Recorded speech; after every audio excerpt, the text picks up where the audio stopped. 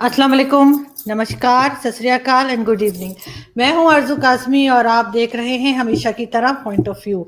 और हमारे साथ हैं संजय दीक्षित जी, जो कि किसी तारुफ के मोहताज नहीं, आप सब जानते हैं, ऑथर भी हैं, एनालिस्ट भी हैं। और सबसे बड़ी मुश्किल की बात यह है, जो मैं आज बता ही दूं अपने जितने हमारे व्यूवर्स हैं, कि संजय जी के साथ शो करना जो है ना, वो कोई मतलब मजाक नहीं है, क्योंकि इतना ज़्यादा पढ़ना पड़ता है, इतना ज़्यादा सीखने को भी मिलता है, लेकिन बहुत ज़्यादा स्टडीज़ करनी पड़ती है। और एकदम से आप वो पॉलिटिकल शोज़ की तरह नहीं आ सकते कि पता ही आपको सुबह से रात तक क्या चल रहा है, तो हम सारा दिन वही देखते हैं, तो हमें वो बहुत आसान लगता है।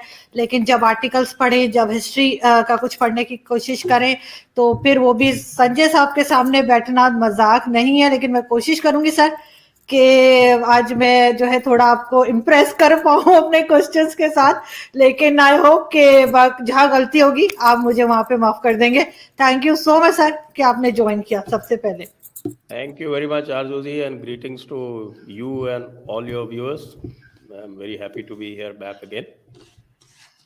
Thank you so much sir. Sir आपका आर्टिकल एक था जो मैंने पढ़ा, और उसके कई पार्ट्स थे वैसे, लेकिन ये कि वो आपने लिखा एक हिंदू मजहब को लेकर, रिलीजन को लेकर, उसकी हिस्ट्री, उसको आपने बताया कि वो किस तरह से साइंटिफिक तरीके से आपने बताया कि उसमें बहुत ज़्यादा बात हुई है। और यानी हिंदू रिलीजन की आपने बताया कि उसमें डिबेट्स की गुंजाइश है, जो आपने बाकी किसी रिलीजन में नहीं देखी, चाहे वो इस्लाम हो, चाहे वो क्रिश्चियनिटी हो, या कोई और रिलीजन हो।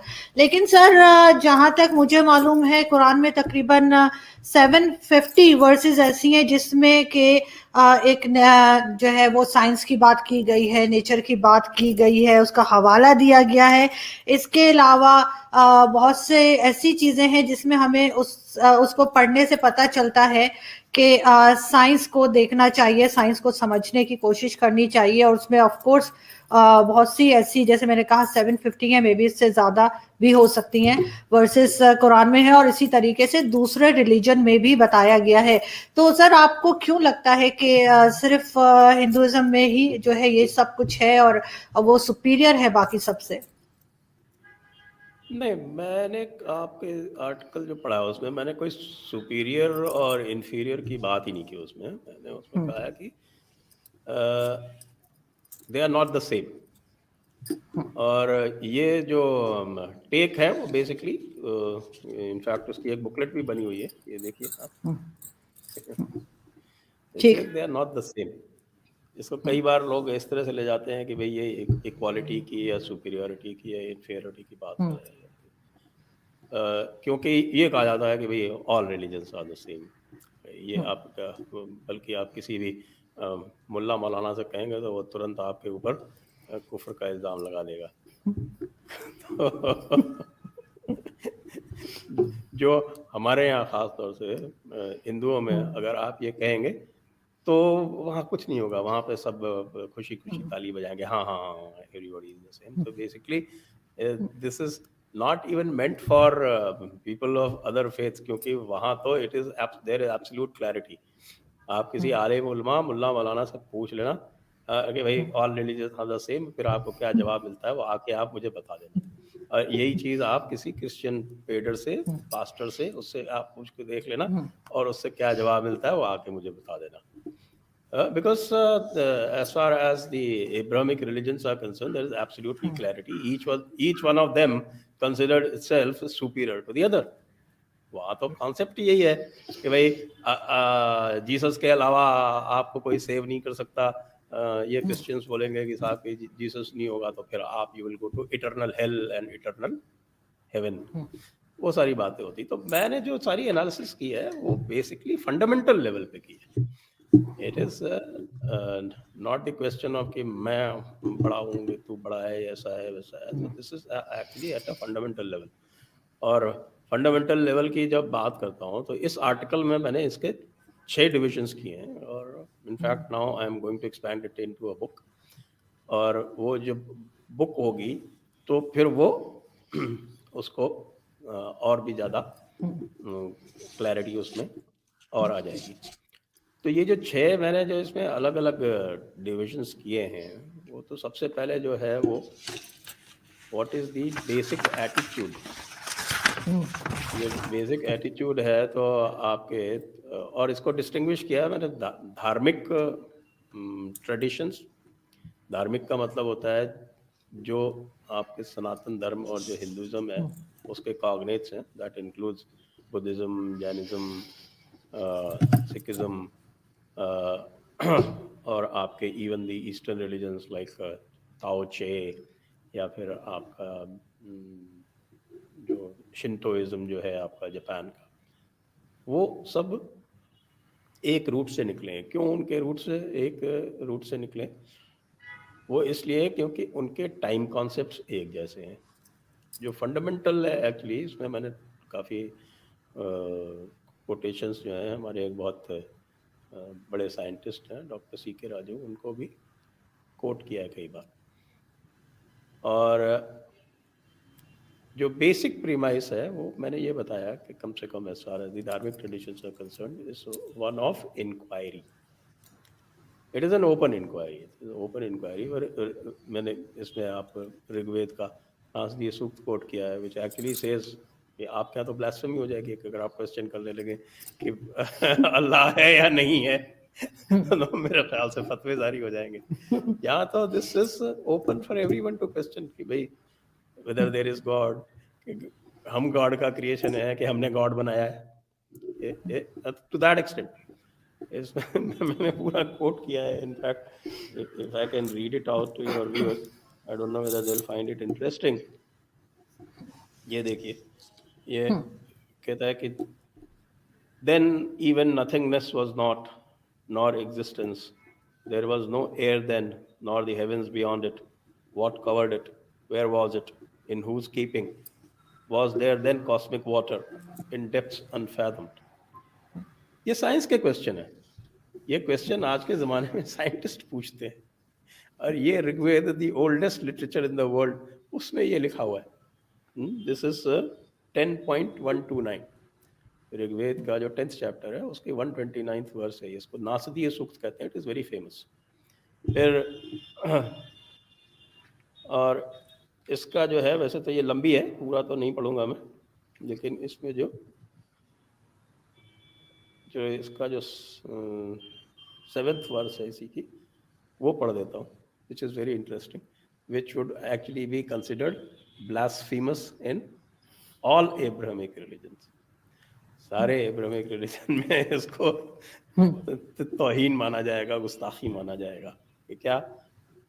Whence all creation had its origin, कि सारा क्रिएशन जो है इसका ओरिजिन कहाँ से है? This is a question we know. The creator, whether he fashioned it, क्या इसे क्रिएटर ने बनाया, और whether he did not, या उसका रोल नहीं है। The creator who surveys it all from highest heaven, he knows, or maybe he does not. और इसमें ये भी है कि the gods themselves are later than creation. It's a statement in this. The gods themselves are later than creation. So who knows truly whence it has arisen? That is why कि science के जो पहलू हैं, science के 4 पहलू माने जाते हैं। 4 पहलू क्या माने जाते हैं कि it should have, number 1, verifiability.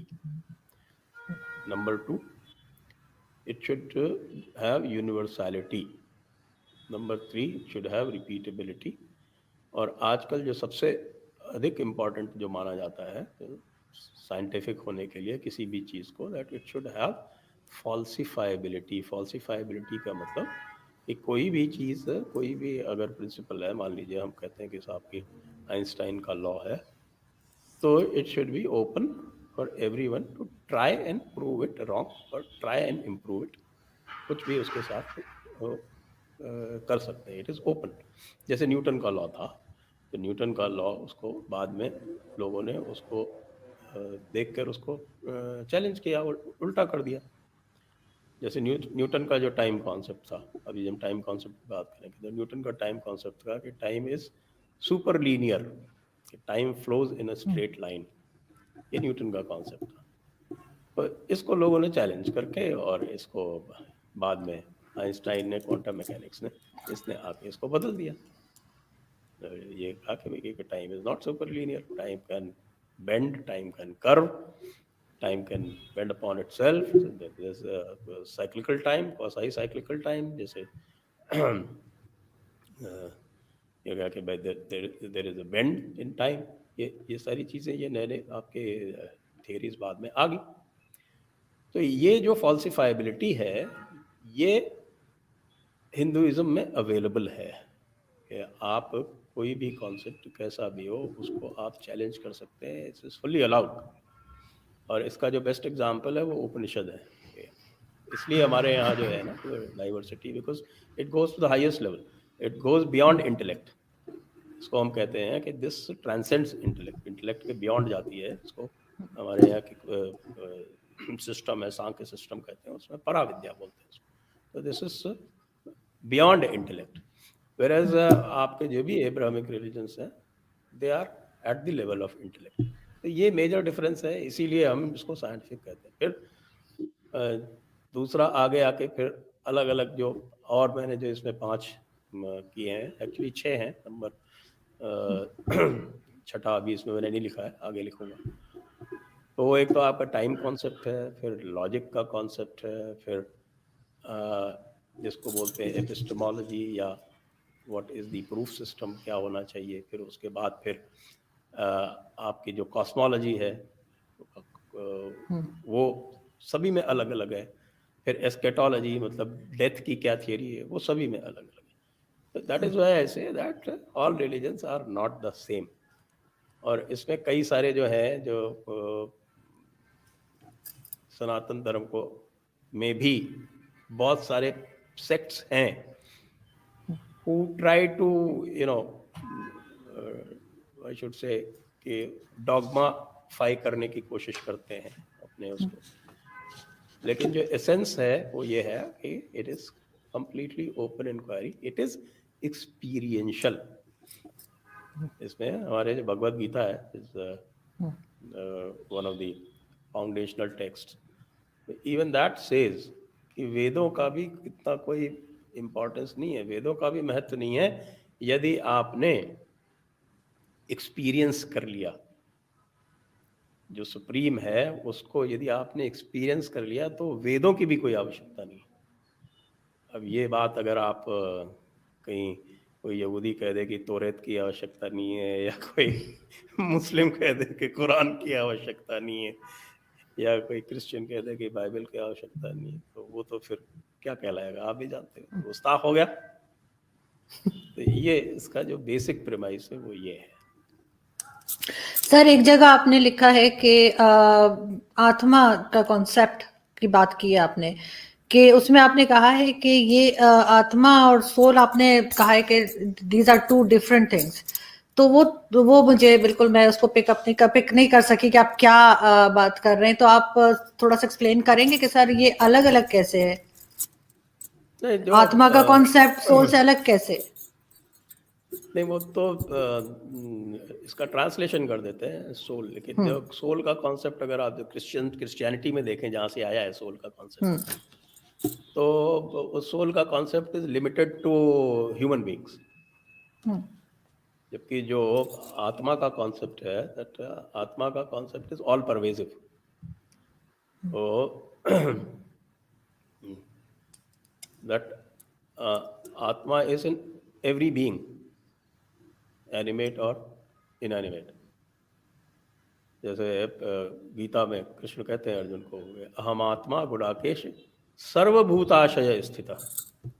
सर्वभूताशय means all beings, that I am the atma who is present in all beings, animate inanimate. So it is a much wider concept compare to soul, जो कि सोल आपके इस्लाम ने copy किया सीधा सीधा Christianity से। तो Christianity में सोल जो है सिर्फ human beings are suppose to have souls, और जो आपके एनिमल्स हैं या प्लांट्स हैं, they are not suppose to have soul, in fact they are consumables. That is the concept. इसलिए इसको मैंने डिफरेंशिएट किया यहाँ पर। नहीं सर, खैर हमारे यहाँ आई थिंक प्लांट्स और एनिमल्स को भी समझते हैं कि उनके अंदर सोल होती है, ऐसा नहीं है, लेकिन जहां तक मैंने सुना है।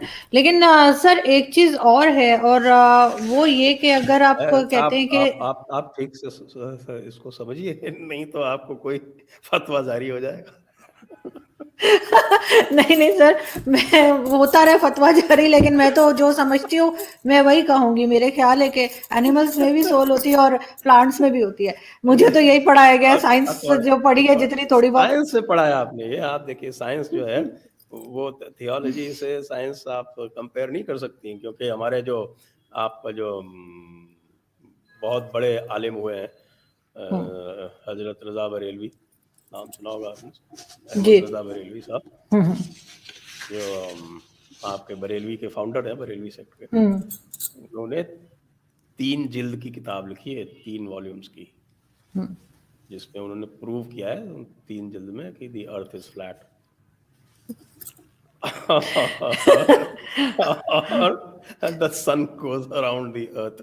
तो इसलिए आप जो है, आप इसको, मैं सिर्फ थियोलॉजी की बात कर रहा हूँ, आप उसको साइंस से मिक्स मत कीजिए। लेकिन सर खैर वो तो अब क्या कहूँ मैं, वो तो हर तरह के लोग मौजूद हैं पूरी दुनिया में, कुछ भी कहते हैं। लेकिन सर तौबा मुझे तौबा बताइए, तौबा, आप क्या बात कर रही हैं आप? अहमद जैसे रजा हमारे यहाँ एक बरेलवी साहब की मौलाना साहब शान ने में कहा, गुस्ताखी कर रही हैं। सर जैसे एक मौलाना साहब ने कहा कि सोर्सेज बढ़ाने चाहिए, कहीं कहा गया कि जी पॉपुलेशन कंट्रोल करनी चाहिए क्योंकि सोर्सेज इतने नहीं है, तो वो कहते हैं जी सोर्सेज बढ़ा दें। तो उन्होंने कहा वो कैसे बढ़ाएं, जमीन तो जितनी है उतनी ही रहेगी, तो उसको कैसे बढ़ाएं? तो वो हमारे यहाँ तो इस तरह की डिबेट्स भी हो जाती हैं कभी। लेकिन सर आपको क्या लगता है कि जैसे आप कहते हैं कि डिबेट की गुंजाइश नहीं है किसी और रिलीजन में, तो हम अगर हिस्ट्री को देखते हैं तो हमारे जो प्रॉफिट थे मोहम्मद, उनके ज़माने में तो बहुत डिबेट्स हुआ करती थी, और ये और बात है कि इधर तक आते आते हमने उस रिलीजन का कुछ बना दिया। लेकिन पहले हम देखते हैं कि डिबेट्स भी हुआ करती थी, और जो मुख्तलिफ लोग होते थे उनके साथ डिफरेंट टॉपिक्स के ऊपर, और दूसरे रिलीजन्स में भी हमने सुना है बिल्कुल। जो पारसी कम्युनिटी है उनसे भी बात हुई, और जो क्रिश्चियंस है उनसे भी, कि डिबेट तो हर रिलीजन में है। तो फिर आपको ऐसा क्यों लगता है कि डिबेट्स और कहीं नहीं है? देखिए, मैंने 2 बड़े इसमें वो हम्म डिविजन्स किए। ज़ोरोस्ट्रियनिज्म इज समवेयर इन बिटवीन। वो जो है क्योंकि इसको अगर आप रेगुलर वे में इसको डिफाइन करें, तो एक तो है मोनिज्म। मोनिज्म का मतलब ये होता है कि that recognizes one universal consciousness, और at the highest level, that is, मैं थोड़ा डिफरेंशिएट कर रहा हूँ, लेवल ऑफ हम्म कॉन्शियसनेस और लेवल ऑफ इंटेलेक्ट, ये 2 ऊपर नीचे हैं थोड़ा सा। तो जो मोनिज्म होता है उसमें द यूनिवर्सल कॉन्शियसनेस, और it interacts with matter and energy, and then that same one universal consciousness can have billions and trillions of manifestations. जब जैसे मैंने कहा ना कि हम आत्मा गुड़ाकेश सर्वभूताशय स्थित, so that is one consciousness which is manifest in the entire being, अलग अलग तरीके से। हम्म लेकिन जो एब्राहमिक रिलीजन्स में है उसमें ये ले लिया गया कि नहीं साहब, there is only one God and he is the creator, and he is outside the cosmos, he sits outside the cosmos. तो अगर जिसको इमैनेंस ऑफ डिवाइन कहते हैं, that is the 7th concept which I am talking about. तो immanence of divine permitted नहीं है Abrahamic religions में। The divine is outside the cosmos. वैसे आपने जो बात कही डिबेट की, वो अगर आप इस्लामिक हिस्ट्री में जाएं, particularly with reference to Islam, so there was a lot of healthy debate at one time, specially during the time of the Abbasids, अब्बासियों के टाइम पे। आपने सुना होगा मुतज़ल्लियों के बारे में, आपने सुना होगा तहक़ीक़ियों के बारे में, आपने, और उसके बाद ये आपके जो अशारी थे, ये थे। तो ये जो आपके हारून अल रशीद वग़ैरह के वक्त पे, इनमें काफ़ी ज़बरदस्त डिबेट चली थी। और ये जो रैशनल ग्रुप था आपका मुतज़ल्ली वाला, वो जो आपके कुरान है उसको जो आज जो रूप दिया गया उसको इस रूप में नहीं मानते थे। They used to have a different interpretation for it. And they used to call themselves rational, के हम रैशनल लोग हैं, हम इसको इस तरह से देखते हैं, और बाद में भी वो चलता रहा। लेकिन बाद में आके फिर ये जो अशारी थे, इनकी जीत हो गई, तो इनकी जब जीत हो गई तो इन्होंने बाकी सबको ख़त्म कर दिया। स्पेन में तो बाद में भी चलता रहा, और दो तरह के ये आपके हुआ करते थे, एक वहदतुल वजूद और दूसरा आपके वहदतुल शहूद। तो वहदतुल वजूद तो अब उसका वजूद ही ख़त्म कर दिया कम्प्लीटली। अल-गज़ाली और इब्न तैमिया, ये दो एक ऐसे मेजर इन्फ्लुएंस हैं इस्लाम में, इन्होंने इसको पूरा कंप्लीट रिजिड कर दिया, और ख़ास तौर से इब्न तैमिया और अल-गज़ाली के बाद में there is no scope for debate left.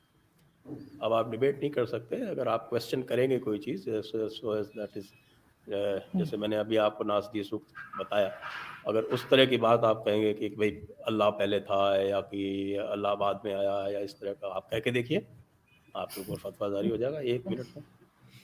Same thing for Christians, same thing for even for Jews. उनके यहाँ Jews के साथ ये है कि they are not so political, they do not go around expanding and they do not go around proselytizing। वो जाके चारों तरफ तलवार लेके दूसरों को कन्वर्ट करते नहीं घूमते हैं, इसलिए उनके साथ लोगों को कोई खास दिक्कत नहीं होती। दिक्कत इस्लाम से क्रिश्चियनिटी से इसलिए होती है क्योंकि इनका कहना है कि साहब कि जब तक सारी दुनिया क्रिश्चियन नहीं हो जाएगी, या सारी दुनिया इस्लाम नहीं हो जाएगी, तब तक जो है वो लास्ट जजमेंट वाला दिन नहीं होगा। वो लास्ट जजमेंट वाला दिन जो है वो टाइम कॉन्सेप्ट से रिलेटेड है। अब उसको साइंस ने डिस्प्रूव भी कर दिया, लेकिन ये तो नहीं मानेंगे, क्योंकि ये तो आज भी अर्थ इज फ्लैट जो है उसके ऊपर 3-3 जिल्दें लिख देते।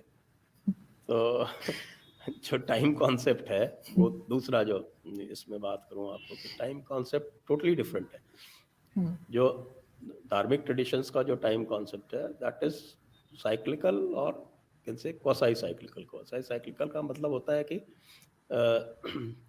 You are going around in time, और universe is going around in time. तो यूनिवर्स भी एक्सपैंड करती है, कॉन्ट्रैक्ट करती है। और इसी तरह से जो कोई भी बीइंग है, जो मैनिफेस्ट बीइंग है, जैसे आज मैं हूँ या आप हैं, तो they will also move around in this and they will have different manifestations at different time.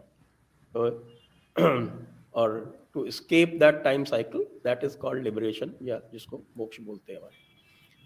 आपके इस्लाम में और क्रिश्चियनिटी में और इसमें दैट ये अकेले ऐसे हैं जिसमें there is what is called straight line, कि एक क्रिएशन है, उसके बाद एक 4000 6000, ज़ोरोस्ट्रियन वाले 10,000 बोलते हैं, क्रिश्चियन वाले 6000 बोलते हैं।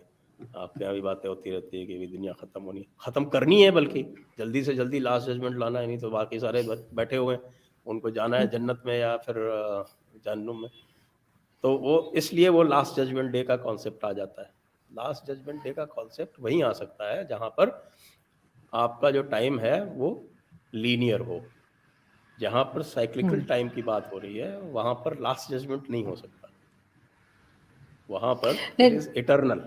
ये हमेशा चलता रहेगा, जिसको सनातन बोलते हैं। सनातन बेसिकली मीन्स इटर्नल। तो ये टाइम कॉन्सेप्ट से रिलेटेड है। और इसमें बहुत सारी ये इसमें क्या होता है कि कर्म वाला जो सिद्धांत है, दैट कर्म प्रिंसिपल, द कर्म सिद्धांत तभी आ सकता है जब आपका कॉन्सेप्ट ऑफ टाइम साइक्लिकल हो। यहाँ तो कर्म का कोई कॉन्सेप्ट हो ही नहीं सकता। एक ही जन्म है आपके पास, यू हैव वन लाइफ, और उसके बाद इटर्नल आफ्टर लाइफ। और इसीलिए जो है अल्लाह से इतना डरना पड़ता है। हमारे यहाँ कोई डरता थोड़ी है। आपने सनातन धर्म में ये कहीं भी किसी भी स्क्रिप्चर में ये नहीं है कि भगवान से डरो। ये ब्रह्मिक इन्फ्लुएंस में कुछ लोग कहते हैं भगवान से डरो। भगवान से आप आत्मसात हो जाओ, बिकम वन विद गॉड और ईश्वर और the supreme, that concept is there. लेकिन ये जो डरने का कॉन्सेप्ट है वो जब टाइम स्केल लीनियर होती है, और जब आपका एक फिक्स्ड क्रिएशन और फिक्स्ड लास्ट जजमेंट डे होता है, तो डर का जो इम्पोर्टेंस है वो बहुत बढ़ जाता है, क्योंकि then you are not autonomous. आप अपनी चीज़ अपने कर्म से, अपने एक्शन से तय नहीं कर सकते. You are totally dependent on how you are viewed by God. तो ये टाइम स्केल की आपके जो टाइम कॉन्सेप्ट के डिफरेंसेस हैं, वही मैं कह रहा हूँ ना, all religions are not the same. तो ये फंडामेंटल डिफरेंस है. टाइम कॉन्सेप्ट का डिफरेंस अगर सब में देखें तो सबसे बड़ा डिफरेंस जो है वो टाइम कॉन्सेप्ट का डिफरेंस है. सर बल्कि ये जन्नत कहा दोजख है का, ये जी जी जो जी, इसमें एक चीज़ कही हमारे डॉक्टर सी के राजू ने, ब्यूटीफुल एक्सप्रेशन. जो लोग सीरियसली इसको अगर समझना चाहते हैं उनके लिए बहुत important. This is that time mediates between religion and science. Time, the concept of time is the mediating point between religion and science. जो लोग देखना चाहें इसको, मेरे ख्याल से आपके उसमें डिस्क्रिप्शन में नीचे इसका लिंक डाल दीजिएगा. जो लोग इसको आराम से पढ़ना चाहें, क्योंकि आराम से समझने की चीज़ है, तो वो उसको पढ़ के समझ सकते. बिल्कुल. सर बहुत से लोग जो हैं सर, वैसे जन्नत दोजख का कॉन्सेप्ट तो हर रिलीजन में, चाहे वो क्रिश्चियंस हो, चाहे वो हिंदुइज्म हो, या चाहे मुस्लिम्स हो. और सर थोड़ा सा, क्यों सर कहा नहीं जाता है? सनातन धर्म में जो स्वर्ग और नरक है, it is not permanent. Okay. It's a major difference, क्योंकि द टाइम इज साइक्लिकल. तो आप स्वर्ग या नरक, जहाँ भी वो कॉन्सेप्ट बताया भी जाता है, तो दैट स्वर्ग नरक इज अ टेम्पररी अपोर्ड. जो आपने कर्म किए हैं, suppose you have accumulated bad karma, so you'll go to narak, and then the effect is over, then you go back to the cycle. In Abrahamic religion, और जहाँ स्वर्ग में आपने बहुत अच्छे कर्म किए हैं, that does not mean that you will be there forever. आपके पुण्य जैसे ही क्षीण हो जाते हैं, न्यूट्रलाइज हो जाते हैं आपके वहाँ पे टाइम पे, इट्स ट्रेड ऑफ, और उसके बाद फिर you go back into the cycle. तो वो टेम्परेरी अबोर्ड है. और जो जन्नत और दोज़ख आपके हैं, वो परमानेंट अबोर्ड है. That's a major difference. That is the difference in the time concept. Sir अब तो बहुत से लोग ऐसे हैं जो जो हिंदू मजहब से हैं, लेकिन दे डोंट बिलीव के 7 जन्म होते हैं. लेकिन मैंने जो गीता मैंने पढ़ी है, उसमें लिखा था कि अगर अच्छे कर्म किए तो दूसरे जन्म में फिर इंसान ही बन के पैदा होंगे, वरना दरख्त बन सकते हैं और पहाड़ बन सकते हैं. बहुत खराब कर्म हुए तो कीड़े मकोड़ों की शक्ल में आ सकते हैं. तो आई फील कि शायद ये सिर्फ इंसान को डराने के लिए है, ताकि वो अच्छे कर्म करे, कि मैं अगले जन्म में जो है वो फिर दोबारा इंसान ही बन के आऊं. तो सर इस तरह से थोड़ा बहुत कहना चाहिए, डराना तो हर मजहब में होता है ताकि लोग अच्छे काम करें. लेकिन हिंदुइज्म में भी बहुत दफा लोग कहते हैं कि कुछ तो ऊपर वाले से डरो. ऐसा तो नहीं है कि वहां नहीं कहते कि ऊपर वाले से दैट डरो. Is the influence. स्क्रिप्चर्स में कहीं नहीं है कि डरो. वो जो बहुत लंबे समय तक एक ब्राह्मिक इन्फ्लुएंस है ना भारत में, इसलिए डरने की बात होती है, वरना डरने का कोई कॉन्सेप्ट ही नहीं है. क्योंकि आपने गीता का जिक्र किया, गीता में अंत में क्या होता है? I mean this is something very fascinating. I think this is the last chapter, और लास्ट चैप्टर के एंड में then Krishna tells Arjun that I have told you everything. I have told you everything. गुह्यात गुह्यतयम मया, जो सीक्रेट से secret बात हो सकती थी वो सब मैंने तुमको बता दी. Then he says, he doesn't give a mandate. ये आपके कुरान और बाइबल की तरह की नहीं है, ऐसे करो ऐसे करो ऐसे करो ऐसे करो. इट सेज यथेच्छसि तथा कुरु. Now it is your choice what you want to do. So that is the highest level of freedom that you can give anyone. He is telling in the end that yadhechasi tatha kuru. Then of course उसके बाद अलग बात है कि Arjun decides to follow him. That's a different matter. But that is his choice. He was given the choice. उसको choice दी गई थी. तो इसलिए ये जो डरने का कॉन्सेप्ट है जो आप बता रहे हैं ना, you have to differentiate between description and prescription. आपके कुरान और हदीस में जो लिखा गया है वो प्रिस्क्रिप्शन है. गीता में जो लिखा गया है वो डिस्क्रिप्शन है। ये बहुत बड़ा डिफरेंस है। सर एक चीज और है कि हिंदुज्म में या सनातन रिलीजन में कास्ट सिस्टम बहुत ज्यादा डिस्कस हुआ है, अपर कास्ट लोअर कास्ट, और इस तरह से बात की जाती है जो कि दूसरे किसी रिलीजन में हमें नहीं मिलती, और इस्लाम में तो बिल्कुल भी नहीं मिलती। और एक चीज और जो मैं कहना चाहूंगी कि बेटी का हिस्सा जायदाद में सबसे पहले जो मैंने सुना तो इस्लाम ने ही रखा था, वरना बाकी रिलीजन में तो फीमेल्स को इतनी इम्पोर्टेंस नहीं दी गई, हमेशा सेकेंडरी कहना चाहिए तरीके से डील किया गया। तो अच्छी बुरी बातें हम एक दूसरे से सीख लेनी चाहिए, एक दूसरे मेरा मतलब है रिलीजन्स में, कि अगर कोई आपके रिलीजन में अच्छी चीज है तो उसे इस्लाम अडॉप्ट करे, अगर इस्लाम में या क्रिश्चियनिटी में कोई अच्छी चीज है तो उसको बाकी लोग अडॉप्ट करें। आपको नहीं लगता ऐसा होना चाहिए? नहीं, इस्लाम और क्रिश्चियनिटी में तो बाहर से अडॉप्शन का कोई चांस ही नहीं है, because the theology is like that. They are what is called theocratic religion. Theo का मतलब होता है God, they are obsessed with God. And as far as Sanatan Dharma is concerned, it is anthropomorphic in the sense that is obsessed with the human being, how to exalt the human being into divine. तो ये आपके थियोसेंट्रिक और anthropocentric, ये दो बिल्कुल अलग अलग concept है, इसीलिए इसको थियोलॉजी बोलते हैं। यहाँ कोई थियोलॉजी नाम की कोई चीज़ नहीं है, हालांकि वेस्ट वाले जो हैं उसको उस तरह से देखने की कोशिश करते हैं। दूसरी बात आपने बताई, जो कास्ट सिस्टम वाला जो नैरेटिव चलता है, there is no such system.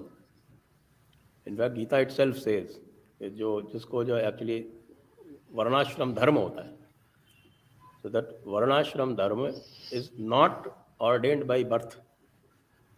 So जो भी what we say is that behavioral distortions होते हैं, but that does not have scriptural sanctions.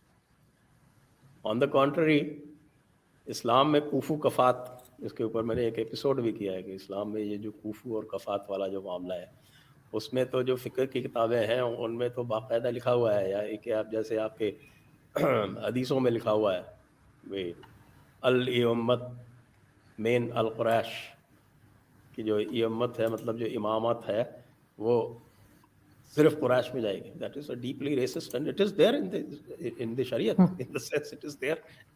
I am quoting from hadith, in fact I have done a program on this. तो जो जिसको caste system बोलते हैं, that is a behavioral distortion. It does not have any scriptural sanction. तो scriptural sanction तो आपके गीता में ही कह दिया ना, चातुर्वर्णम मया सृष्टम गुण कर्म विभागशः। That is I created the four varnas based on the qualities and the karma, that is on the basis of their karma they go to different varnas, so you can change your varna. ये तो जो लोग जो हैं जिसको पढ़ते हैं, in fact I thrown a challenge, हमने 6 लाख रुपए का इनाम रख रखा है कि आप प्रूव कर दो, क्योंकि लोग जो है इसमें मनुस्मृति को ले आते हैं। Manusmriti is basically not a scripture, Manusmriti is a descriptive code of their own times, तो उसको ले आते हैं। तो मैंने चैलेंज दिया कि आप तो मनुस्मृति में ही बता दो, कहीं पे भी प्रूव कर दो कि वहां पर birth based varna system prescribed है। You have to birth based है वर्ण सिस्टम और प्रिस्क्राइब्ड है, ये प्रूव कर दो। 6 लाख रुपए आपके पाकिस्तान के हिसाब से 12 लाख से ऊपर हो गया। तो चैलेंज करो आप आके प्रूफ, ये तो ओपन चैलेंज है, और उसको 2-3 बार डिस्कस कर चुके हैं ऑलरेडी, और अभी तक कोई क्रेडिबल चैलेंज नहीं है। तो इसलिए इसको क्या है कि ये किसने बदनाम किया यहाँ पर इसको, ये कास्ट सिस्टम है, कास्ट सिस्टम है। कौन बोलता है सबसे ज़्यादा शुरुआत किया ही ना क्रिश्चियंस ने आके, क्योंकि इनको जो है when they tried to convert people, they found that the people were so deeply steeped in their own scriptures that they could not be swayed, उनको स्वे नहीं कर सकते थे, उनको हटा नहीं पा रहे थे। तो उनको लगा कि ये जो ब्राह्मण है ये सबसे ज़्यादा हमारे लिए ख़तरा है, इनका इन्फ्लुएंस इतना ज़्यादा है कि ज़्यादातर वैसे तो जो प्रिस्क्रिप्शंस है वो कोई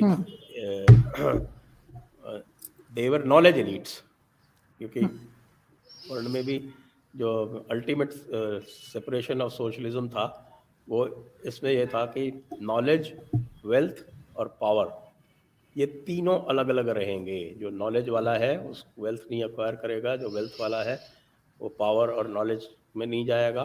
तो that is the ultimate what is called secularism. आपके वेस्टर्न सेक्युलरिज्म तो ये कहता है कि जो आपका पावर और जो रिलीजन है वो अलग अलग रहेंगे।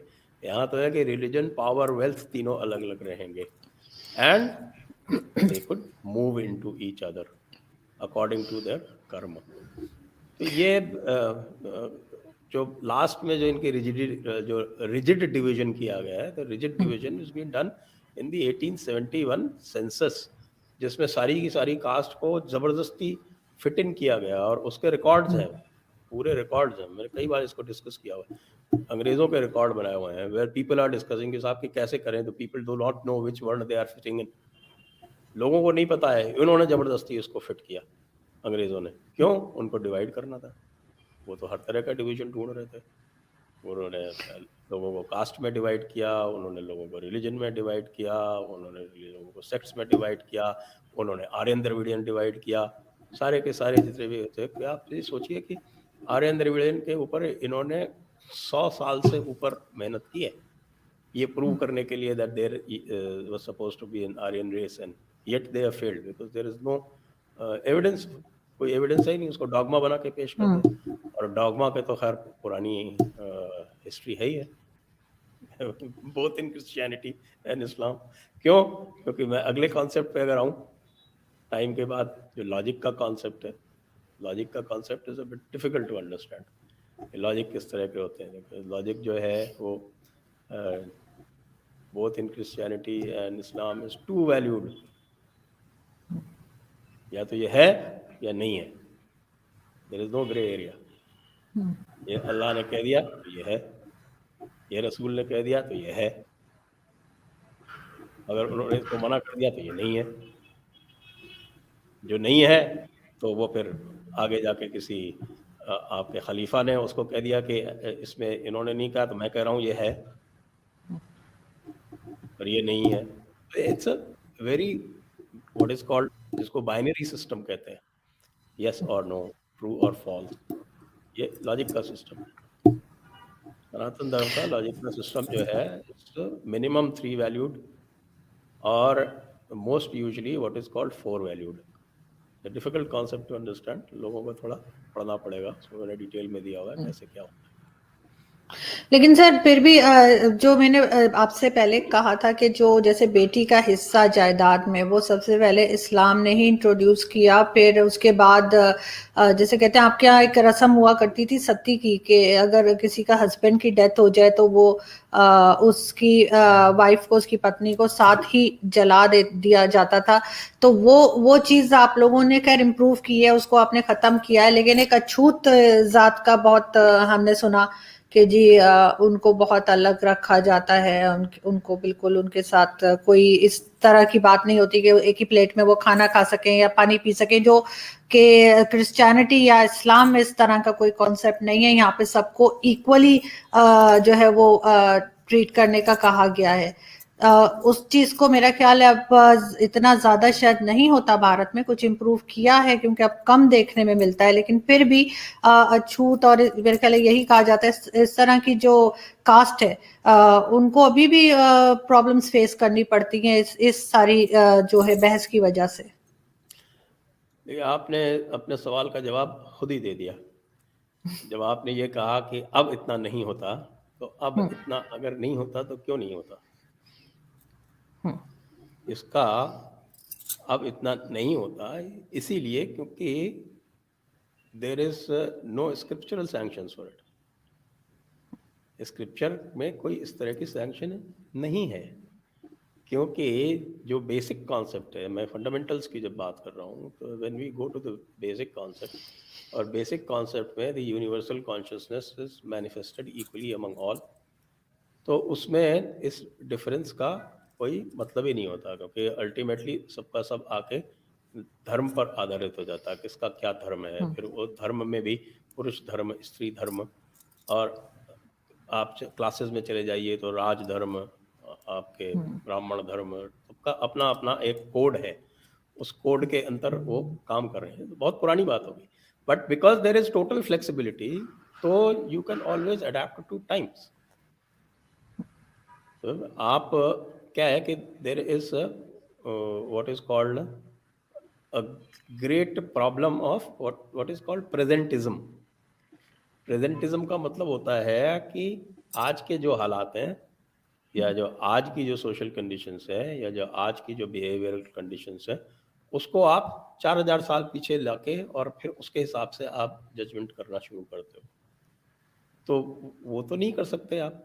आपको अगर कंपैरिजन करना है तो आप ये देखिए कि 4000 साल पहले सनातन धर्म क्या था और बाकी क्या लोग थे, क्योंकि then you will find that it was a highly advanced civilization, and in other places there was nothing except for a few pockets like in Mesopotamia, Egypt, और पूरा का पूरा यूरोप जो था वो सैवेजेस थे।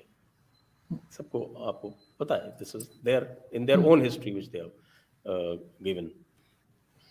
ये जो बिहेवियरल डिस्टॉर्शंस और नॉन प्रिस्क्रिप्टिव, यहाँ तो प्रिस्क्रिप्शन कुछ है ही नहीं ना, देयर इज नथिंग प्रिस्क्रिप्टिव। जिसको भी आप बता रही हैं कि ऐसे है ऐसे है, ये सब डिस्क्रिप्टिव है कि भाई इस तरह से हो रहा है, और वो भी मैंने आपको बता दिया, it is not birth based. तो एक बहुत एक very famous story is there Adi Shankaracharya का। ये Adi Shankaracharya he is one of the foremost enlightened teachers of Sanatan Dharma, और उनके साथ एक उन्होंने खुद ने इस called Manisha Panchakam, and Manisha Panchakam it is shown that okay that he is going somewhere, और सामने से एक आपका chandal, chandal is one who performs the last rites during cremation, तो ही क्रॉसेस दिस पाथ, वो आ जाता है बीच में। तो उसके जो शिष्य हैं वो उसको कहते हैं कि हटो हटो रास्ते से, हटो रास्ते से। तो वो जो चांडाल है वो फिर सवाल पूछता है, वो सवाल पूछता है कि भाई ये जो तुम कह रहे हो कि रास्ते से हट जाओ, तो ये तुम किसको कह रहे हो रास्ते से हट जाओ? तुम इस शरीर को कह रहे हो रास्ते से हट जाओ, या तुम इस आत्मा से कह रहे हो कि रास्ते से हट जाओ? और अगर तुम इस आत्मा से कह रहे हो रास्ते से हट जाओ, तो ये आत्मा का जो स्रोत है वो तो मेरा तुम्हारा एक है। ये तो उसी तरह से है कि एक सूरज है और नीचे 1000 आपकी बाल्टियां रखी हुई हैं, तो वो जो सूरज का अक्स है वो 1000 बाल्टियों में सब में पड़ रहा है, तो उसी सूरज का अक्स तुम में है, उसी सूरज का अक्स मेरे में, तो तुम किसको कह रहे हो? तो उसके ऊपर फिर वो 5 स्टैंजा है आदि शंकराचार्य के। तो लोग क्या है कि ख़ास तौर से आई वुड से कि क्रिश्चियंस का तो पूरा एक ये वेस्टेड इंटरेस्ट था डिवाइड करने का, तो वो इस तरह के चीज़ें बनाया करते थे। और आपके जो आलिम उलमा हैं उनको भी उससे मज़ा आ जाता था, उनका खुद का कोई स्टडी नहीं है, वो वहीं से उठा उठा के सब पढ़ते रहते हैं। अभी आजकल मेरे जो है ये पसमानदा लोगों से काफ़ी बातचीत होती रहती है, दे हैव टोल्ड मी, और बाकायदा इस्लाम में कितना डिस्क्रिमिनेशन, इंस्टीट्यूशनलाइज्ड डिस्क्रिमिनेशन है, वो सब उन्होंने बताया मुझको, और उनको भी इसी तरह का पढ़ाया जाता है। तो फिर when I brought it before them कि भाई ये देखिए, इसको पढ़िए, इसको पढ़िए, इसको पढ़िए, इसको पढ़िए, तो उनकी भी समझ में आ जाता है कि भाई कि you have to differentiate between what is called religious doctrine, या जिसको कहते हैं एक डॉक्ट्रिनल पोजीशन, और बिहेवियरल डिस्टॉर्शन, उसमें डिफरेंशिएट करना पड़ेगा, और डिस्क्रिप्शन और प्रिस्क्रिप्शन में डिफरेंशिएट करना पड़ेगा।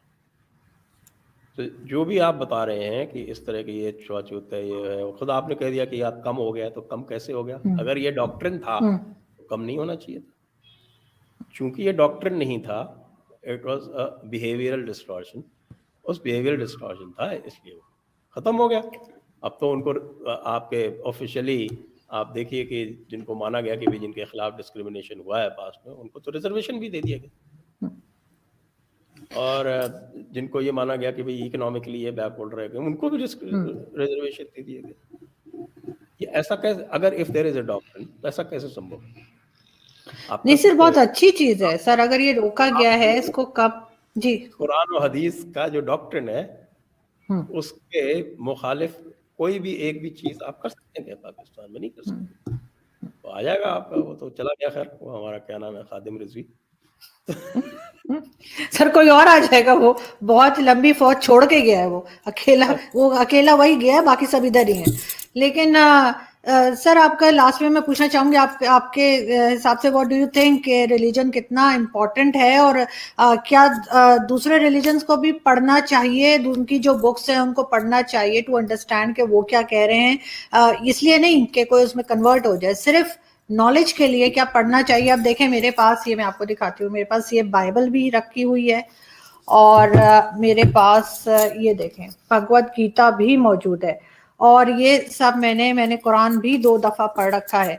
लेकिन सब ये नहीं करते। लेकिन आपके ख्याल से हमें पढ़ना चाहिए, हमें देखना चाहिए सबको, बाकी बुक्स को भी, अपने रिलीजन के अलावा? बिल्कुल करना चाहिए। अगर मैंने नहीं किया होता तो I could not have written this.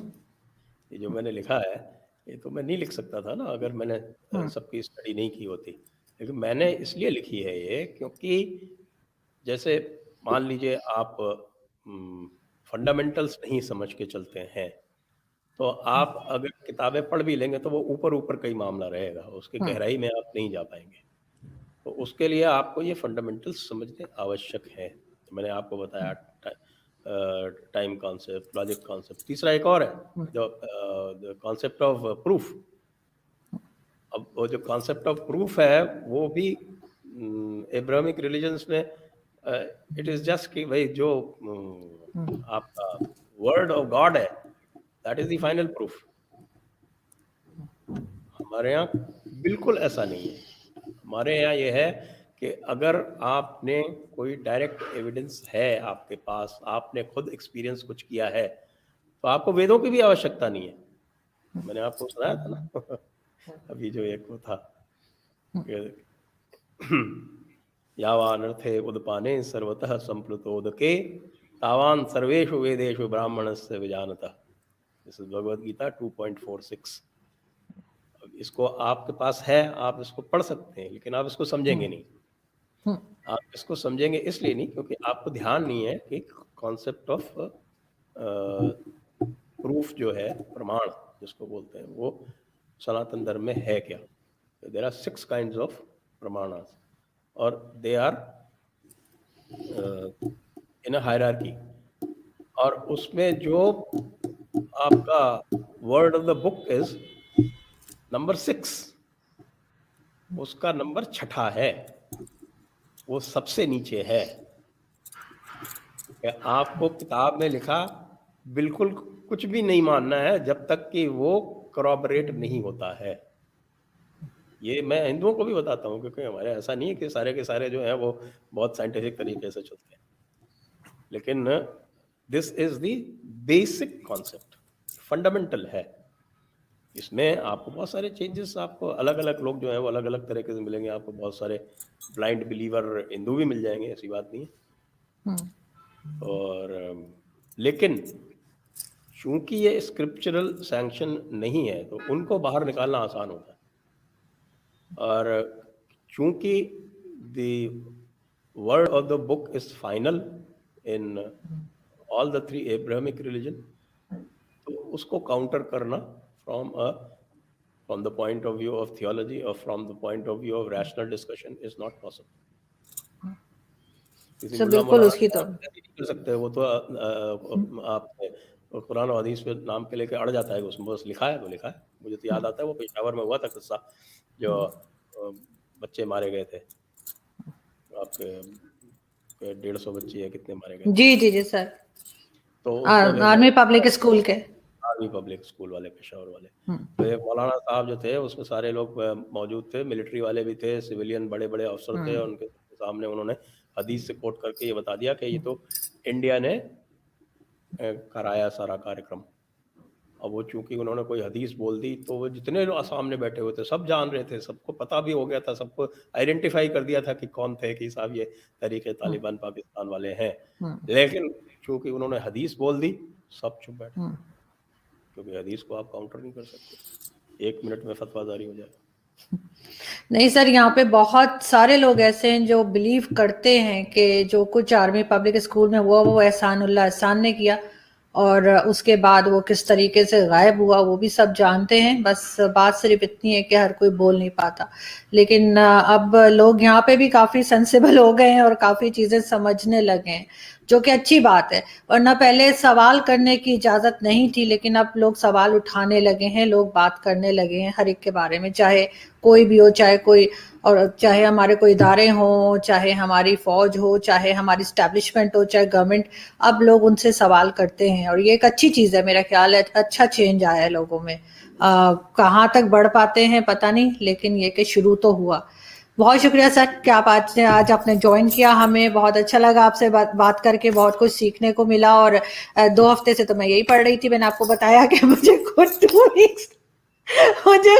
Weeks लगे, और मैं डर भी रही। मैंने कहा अब संजय सर से क्या पूछना है और फिर क्या करना। मैं एकदम आज जैसे कहते ना, मैं कॉफी पीती नहीं हूँ, आज मैं ब्लैक कॉफी पी के आके खोल के बैठी हूँ। आपके इस प्रोग्राम में अभी पूरा सिलेबस हुआ नहीं है। बिल्कुल सर, मुझे पता है हम शायद 3 पॉइंट्स तक जा सके, तो सर हो भी नहीं सकता एक शो में। आई होप कि हम बाकी 3 पॉइंट्स जो है वो नेक्स्ट शो में कवर कर लें। और लेकिन सर अच्छी बात यह है कि आपने बहुत जिस तरह से बताया, जिस तरह से समझाया, तो वो एक काफी इजी टोन में आपने बताया, जो कि जिससे आम लोग जो हैं वो भी समझ पाएंगे, और उनको आसानी रहेगी कि वो आपके आर्टिकल को, आपके पॉइंट्स को अंडरस्टैंड कर सकें, क्योंकि मेजॉरिटी आपको पता है कि वो एक इजी लैंग्वेज और इजी वे ऑफ टॉक को ही अंडरस्टैंड करते हैं। लास्ट शो में तो मुझे लोग कह रहे थे कि आरजू की शक्ल से लग रहा है कि इसको कुछ समझ नहीं आ रही। मैंने कहा नहीं, क्योंकि और ये बस यूं बैठी हुई है, लोग मुझे ये लिख रहे थे। मैंने कहा नहीं यार, ये सही पकड़ा इन्होंने मुझे। लेकिन मैंने वो शो को दोबारा जब रिपीट करके देखा तो मुझे काफी चीजें समझ आ गई थी, लेकिन उस वक्त मैं बिल्कुल मानूंगी कि जिस वक्त आप बता रहे थे तो मुझे कुछ समझ नहीं आ रही थी, and I was just waiting कि अच्छा कोई पॉइंट मैं पकड़ सकूं जो मैं अंडरस्टैंड करूं। It was very difficult. लेकिन ये कि नहीं सर, आपसे बहुत सीखने को मिलता है, and thank you so much, so kind of you कि आपने टाइम निकाला। बहुत शुक्रिया, थैंक यू थैंक सर, शुक्रिया। थैंक आपको भी यू, बहुत बहुत शुक्रिया, थैंक यू।